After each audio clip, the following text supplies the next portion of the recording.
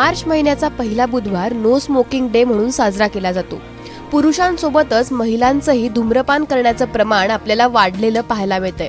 याची कारणं काय आहेत आणि हे व्यसन कशा प्रकारे दूर करू शकतो याबद्दल श्वसन रोग तज्ञ डॉक्टर संदीप तिळवे आपल्याला माहिती देत आहेत। 2015-2016 जे स्टॅटिस्टिक्स आहेत ते जर पाहिले तर जवळजवळ 30 ते 35 महिला आणि पुरुष दोघेही ऑलमोस्ट सेम प्रमाणामध्ये धूम्रपान करतात। याची कारणं बरीच आहेत।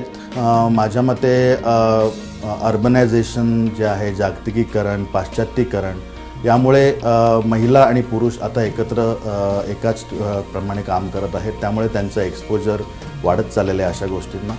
दुसरं म्हणजे हे सुरू होतं हे पीअर प्रेशरमुळे। एकत्र काम करणं, कॉलेजमध्ये स्टुडंट्स एकत्र जेव्हा येतात त्यामध्ये जर त्यांचे मित्रमंडळी धूम्रपान करत असतील तर त्यावरून इच्छा जागृत होते आणि धूम्रपान करायला हे सुरू करतात। पण हळूहळू हे जे एक क्वचित केलेलं धूम्रपान असतं हे व्यसनामध्ये कन्वर्ट होतं। पुरुषांमध्ये आणि महिलांमध्ये दोघांमध्ये धूम्रपानामुळे खूप सारे हेल्थ हजार्ड होतात। आरोग्यासाठी खूप ते हानिकारक असतं हे सगळ्यांना माहिती आहे। पुरुषांपेक्षा स्त्रियांना काही प्रमाणात त्याचं जास्त दुष्परिणाम भोगावे लागतात। त्याचं कारण आहे की स्त्रिया यांच्यामध्ये जी स्पेशल ॲबिलिटी आहे ती आहे फर्टिलिटी किंवा प्रजनन क्षमता, ती या स्मोकिंगमुळे आणि धूम्रपानामुळे खूप कमी होते। जे लवकर धूम्रपान सुरू करतात अशा महिलांना नंतर प्रेग्नन्सीमध्ये किंवा फर्टिलिटीमध्ये खूप इश्यू होतात। प्रेग्नन्सी होण्यामध्ये लेट होणे, त्यासाठी ट्रीटमेंट घ्यावी लागणे, इझी न होणे। प्रेग्नन्सीच्या वेळी जर धूम्रपान सुरू असेल तर अशामुळे होणाऱ्या नाही फक्त त्या स्त्रीलाच नाही तर त्या बाळालासुद्धा त्याचे दुष्परिणाम भोगावे लागतात। कारण त्यांची वाढ गर्भाशयामध्येच कमी होणे, वजन कमी असणे त्यांचे जन्माला आल्यावर। काही वेळा ज्या मुली असतात त्यांचे गर्भपिशवीमध्येच त्यांच्या अंडाशयाची वाढ कमी होऊ लागते। या सगळ्या गोष्टींमुळे स्त्रियांना हे परिणाम जास्त भोगावे लागतात। स्त्रियांमध्ये सुद्धा आता लंग कॅन्सर हे सगळ्यात मोस्ट कॉमन कॅन्सर झालेलं आहे, ना की ब्रेस्ट कॅन्सर।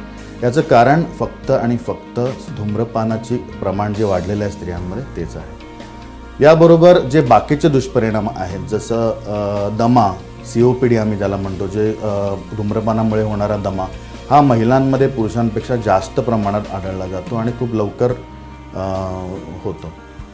त्याचप्रमाणे ह्याची सिव्हिरिटी ही पुरुषांमध्ये असलेल्या दम्यापेक्षा खूप जास्त असते। त्यानंतर त्यांना जर या धूम्रपानापासून दूर ठेवायचं असेल तर सर्वात गोष्ट पुन्हा ज्या मित्रमंडळी आणि सहकाऱ्यांमुळे हा धूम्रपान कधी सुरू होतं तेच मित्रमंडळी सहकारी त्यांना हेल्प करू शकतात हे धूम्रपान कमी करण्यासाठी आणि बंद करण्यासाठी।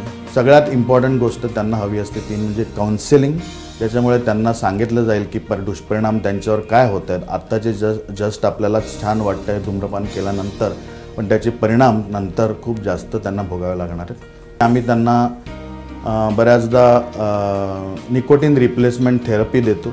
निकोटीन रिप्लेसमेंट थेरपी म्हणजे सिगरेट, बिडी याच्याशिवाय वेगवेगळ्या प्रकारचे च्युइंग गम, नेझल स्प्रे, स्किनवर लावण्याचे पॅचेस येतात, ज्यामुळे निकोटीनची जी क्रेव्हिंग असते ती या स्त्रियांमध्ये कमी होते।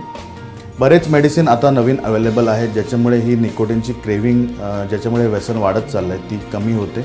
पण सर्वात इम्पॉर्टंट गोष्ट आहे ती म्हणजे त्या व्यक्तीची विल पॉवर। जर त्यांनी एकदा ठरवलं की धूम्रपान सोडायचं आहे तर आपण त्यांना निश्चितच हेल्प करू शकतो आणि त्यांच्या हेल्थवर होणारे दुष्परिणाम आपण टाळू शकतो।